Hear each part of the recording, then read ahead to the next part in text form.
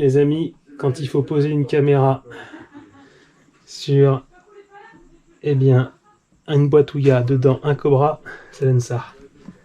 Regardez, il va venir défendre un petit peu, peut-être. Si jamais je m'approche. Je suis un peu sur son terrain.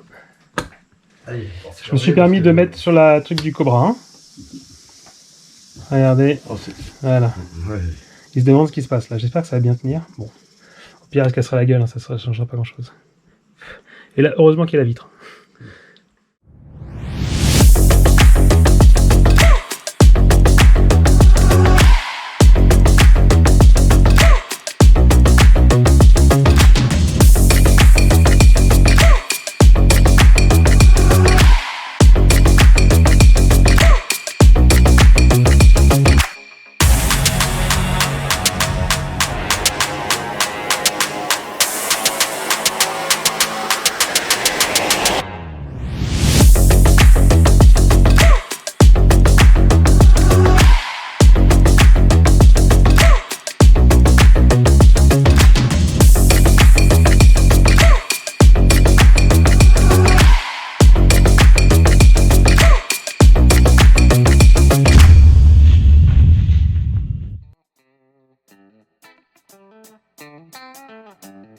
Philippe, du coup, on est rentré dans une nouvelle pièce cette fois-ci. Cette pièce-là, c'est plus la pièce des pitons, c'est plus la pièce des couleuvres, c'est la pièce des venimeux, ceux qui sont potentiellement dangereux pour l'homme. Donc évidemment, c'est une porte à double sas, on a des sécurités, avec une vitre qui ne peut pas s'ouvrir, pour être sûr que si on a un échappé, ce qui peut arriver, bien sûr. Pas dans les venimeux, mais ça peut arriver dans les non-venimeux, il soit localisé dans cette pièce et qu'on les récupère facilement. Voilà, donc il n'y a aucune fuite possible, il reste là. Alors on va regarder par exemple, je ne sais pas si vous connaissez les vipères françaises. Alors un petit peu la vipère aspi. Voilà. Alors j'en ai là par exemple, elles sont très très belles. Voilà. Ici on a les vipères aspi, qui ont des couleurs très très rouges. Hein, ah oui, d'accord, oui. Et qu'on peut retrouver, qui sont assez intéressantes. Voilà. Alors c'est ça, une petite vipère, c'est ça. Alors il ne faut quand même pas oublier que ces animaux ont des crochets, mais souvent quand ils mordent, ils font ce qu'on appelle des morsures sèches. C'est-à-dire ils vont piquer, c'est pas mordre. Quand ils piquent, c'est que, par exemple, voilà, on va prendre la tête d'une vipère. Alors la vipère, quand elle va ouvrir ses crochets, elle va faire ça. Ouais. D'accord? Et quand elle va mordre une proie, elle va appuyer et elle a des muscles compresseurs sur la glande à venin qui va envoyer, en appuyant sur son muscle à l'intérieur, qu'elle contrôle, la petite dose qu'il faut ou la grosse dose qu'il faut de venin pour neutraliser la proie, donc son fusil. Sinon, quand elle est agressée, elle va faire ce qu'on appelle une morsure sèche, ça veut dire qu'elle va piquer, mais juste piquer et repartir. Sans injecter de venin. Pour pas gaspiller son venin. Imagine que nous, on parte demain en Guyane pendant un mois et qu'on n'a que 3 cartouches, on ne va pas tirer sur tout et n'importe quoi. On va faire très attention. Ouais. Donc, elle fait la même chose. Son venin, c'est dur à fabriquer. Il faut beaucoup de nourriture pour le fabriquer. C'est compliqué, donc elle ne va pas le gaspiller.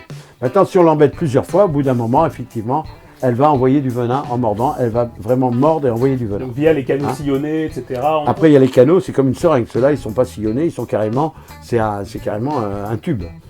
C'est une injection qui pourrait être intramusculaire, on va dire. Attention, hein, c'est pas. Alors que sillonné, ça écarte les tissus et le venin s'écoule dans l'écartement du tissu. En mordant, si tu veux, la bestiole va mordre. En mordant, elle va écarter les tissus et le venin va couler doucement dans les tissus et va pénétrer dans le corps comme si on mettait une petite goutte d'essence sur l'eau, ça va diffuser rapidement dans le corps. Et après, ça va continuer à diffuser. Voilà, alors ça, c'est la petite vipère telle qu'on la connaît. Hein. Donc, alors ça, voilà, donc ça, c'est une espèce hein, donc, qui existe en France. Qui existe en France. Hein, Vipère aspi. Et heureusement qu'elles sont là, parce que sinon, on serait envahi par les souris, on aurait des maladies. Et les exactement, parce qu'on rappelle que c'est quelque chose qui est... Enfin, elles ont souvent une mauvaise réputation.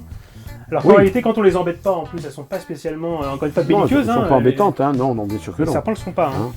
Regardez, même là, hein, Philippe, d'accord, avec le crochet, il la manipule un peu. Elle cherche pas. Encore une fois, elle ne gaspille pas son venin. Non, elle ne cherche pas à mordre. Voilà, tout simplement. C'est pas agressif, les animaux, quand vous promenez dans certaines forêts, il y a au moins une vingtaine, trentaine de vipères qui vont vous voir. Et vous ne les verrez jamais. Non. Parce que sont devant leur trou et elles glissent délicatement, elles s'en vont délicatement et elles glissent. Tout à fait. Hein, voilà, on ne va pas l'embêter davantage. Maintenant, on va montrer ce que c'est quand même l'agressivité chez les serpents, ce qui est très simple. Enfin, c'est la fameuse agressivité qui n'est pas une agressivité. On va passer chez des serpents un peu plus rapides, je pense que tu. Voilà, on va prendre un cobra par exemple, tout simplement. Les élapidés, les fameux. Un élapidé, voilà, qui est un peu agressif dans sa boîte. On va prendre le plus agressif des deux. Là, voilà. Alors comment tu les choisis du coup pour les plus agressifs? C'est tu tapes sur la boîte un petit peu. C'est que voilà, quand ils défendent leur territoire. Ah, ouais. Hein, mais n'importe lesquels, hein, ils sont tous dangereux, ils ont du venin.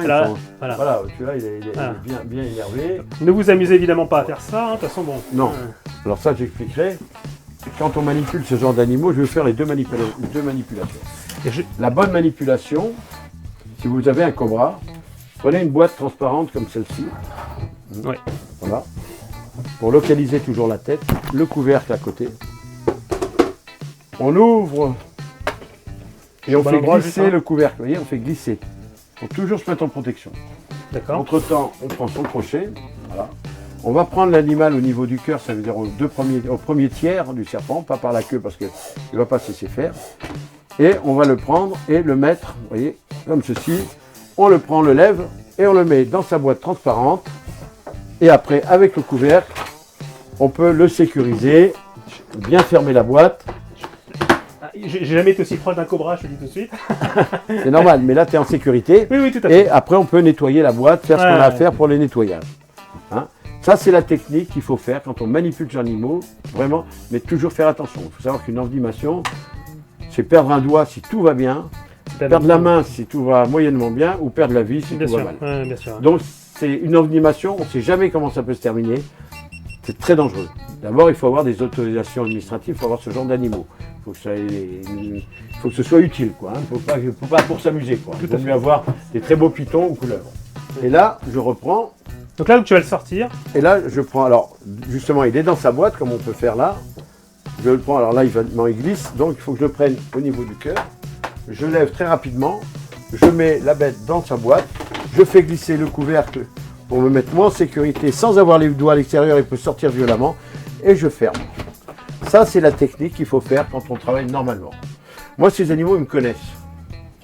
Donc, moi, je sais ce que tu vas faire de cette façon-là. Moi, je les prends comme ça, bien là, voilà.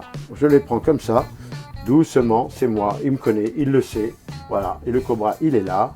Hein, et je vais le poser délicatement dans sa boîte, comme ceci, parce qu'il me connaît. Et je sais que c'est un animal. C'est dangereux, mais c'est d'abord un animal dangereux. Il faut savoir le manipuler. Et pourquoi? Par la connaissance. C'est ça, la connaissance. Et après, évidemment, bon, il faut éviter de faire ça. Mais moi, j'ai appris ça en Thaïlande, j'ai appris ça au Maroc avec les Sahraouis, j'ai appris ça en Birmanie, partout, dans tous les pays. On apprend à manipuler ces animaux. Ils vivent avec depuis des centaines d'années. Imaginez-vous que j'ai un cobra qui se barre de chez moi. On va appeler les pompiers, la police, on va évacuer le village. Ça va être une folie. Alors qu'en Thaïlande ou en Afrique, vous avez un cobra dans le jardin, prenez le balai, vous le poussez, il s'en va. Hein, c'est tout. Hein. C'est un manque de connaissances qui nous fait perdre de l'argent et paniquer pour rien. Et encore une fois, on va rappeler un truc, c'est que ces animaux-là, tu les manipules depuis combien de temps? Depuis que je suis gamin. Hein. Donc si jamais... Voilà, une soixantaine d'années que je manipule ça. Là, il est cool parce qu'il sait qu'il n'y a pas d'agression, il ne coiffe pas, il ne fait pas le bruit, c'est quand même un cobra. On voit bien le monocle. Il crache, il souffle un peu. Oui, il souffle un peu, mais il respire en réalité. Et c'est des animaux, ça, les cobras, qui ont un bluff, qui savent aussi le sens du bluff. Oui, alors nous on les appelle un peu les racailles. En rigolant, on les appelle un peu les racailles. Pourquoi? Vous voyez, tout simplement. Et là, il n'a pas stressé, il n'y a pas de crochet, on constate direct. Pourquoi j'appelle les cobras les racailles? Parce qu'ils se gonflent, ils font ouais, t'as vu, c'est moi. Ils font les cakes. Et puis on fout une baffe dans le nez, ils vont pleurer chez maman. En général, c'est un peu comme ça. Hein. Ils font beaucoup de bruit, mais ils pissent pas loin, comme on dit en rigolant. C'est un peu ça. Donc les cobras, ils font du cinéma et après ils se tournent pour montrer les gros yeux qu'ils ont dans le dos, pour faire croire. Comme on voit ici, par exemple, avec... On va ranger celui-là. D'où leur surnom de cobra à lunettes. À lunettes. Un monocle. Monocle, c'est celui qu'on vient de voir qui a un rond dans le dos. C'est ça. Et alors, le nage Akaousia qu'on a déjà vu juste. Alors je te coupe, mais à Paddy Park avec Raphaël, souvenez-vous, on était allé du coup donc dans le Lot à Paddy Park et donc voilà, c'est les neiges Akaousia qu'on avait abordé, le fameux cobra à monocle. Et donc toi, t'en as plusieurs. Voilà, puis je lui dis bonjour d'ailleurs. À Raphaël, voilà. Raphaël. Voilà, nous on en a pas mal, hein, les albinos, on a le cystique, on a toutes sortes, on a des vipères, des cobras, des crotards, on a de tout. Mais peu importe, nous c'est intéressant pour la connaissance, on avance sur ces trucs-là. Tout à fait. Maintenant, si on prend un cobra comme celui-là par exemple, alors évidemment c'est l'histoire de ventouse, hein, toujours, beaucoup plus sûr. On va prendre celui-là. Donc là, vous avez dedans donc un... Wow. Doucement, doucement. Alors, Non, tu le préviens tout d'abord, à ce que je vois. Alors, je le préviens, mais j'essaie d'énerver pour qu'on ait de l'image, parce que d'habitude, il ne s'énerve pas comme ça. Viens Ah, là. attends, vas-y, Viens, vas-y. Viens, viens, viens. Viens. Non. On va prendre un crochet. Moi, je peux besoin d'un très grand. Le jour, je peux le prévenir. Viens là. Qu'est-ce qu'il y a? Viens, viens. Arrête. Voilà. Alors, tu vois, voilà, on voit bien. Voilà. On voit bien les lunettes. Exactement. Voilà. Donc ça, encore une fois, il montre son dos parce que c'est un... Voilà. Comment dire? Et Quand voilà, il coiffe. c'est un cobra lunettes. Voilà. Cobra indien. Alors, vous voyez que là, il me connaît aussi. Il manipule. On tient longtemps qu'on se connaît. Il n'est plus dans son territoire, il n'est plus agressif du tout, il ne coiffe plus. Mais chez lui, il défend son territoire. C'est chez moi, qu'est-ce que tu fais chez moi? Une fois qu'il est chez toi, c'est bon. Voilà. Mais une fois que c'est ça, bon, évidemment, voilà, je vais le reprendre. Donc, on va tout doucement. On le prend comme ceci, voilà. Voilà, on fait attention qu'il ne se rapproche pas. Hein. Voilà, il vient voir ce qui se passe. Ils sont peut-être à il chaleur ne connaît aussi, pas. ouais, bien Si sûr. vous agitez la main, agite la main devant lui. Bon, ben, il ne veut pas, donc on va le laisser. Non, mais il a un peu peur, c'est tout, il est craintif, hein. C'est une racaille. Allez, rentre chez toi. Et là, il retourne directement vite dans son chez lui, parce que c'est son chez lui. Et là, par contre, si tu retournes le titiller, il va redevenir un peu... Non, là, il va se cacher parce qu'il a vu que je l'avais pris. D'accord. Il n'est pas tranquille, il ne connaît pas, il n'a pas les bonnes odeurs. Et il est inquiet parce qu'il y a une chose, c'est vite rentrer chez lui. D'accord, très Et bien. même si on peut aller boire un café et revenir tout à l'heure. Il va rester là. Il sera toujours là, il ne bougera pas. Ouais, C'est son chez lui, c'est sa maison. ouais, bien sûr. Il est en sécurité. Ils vivent dans des trous, les serpents. Il ne faut pas oublier, ils vivent dans des petits trous bien cachés. Et ils sortent pour se nourrir, pour boire, pour prendre un peu de soleil quand il fait trop froid. Et hop, ils rentrent vite. Mais quand ils sortent, ils sont en danger. Ils le savent. Donc quand ils sentent un danger, oulala, ils restent chez eux. Nous, évidemment, on sécurise avec des systèmes à ventouse. Hein, voilà, tac, terminé, c'est fait. Voilà un petit peu comment ça se passe.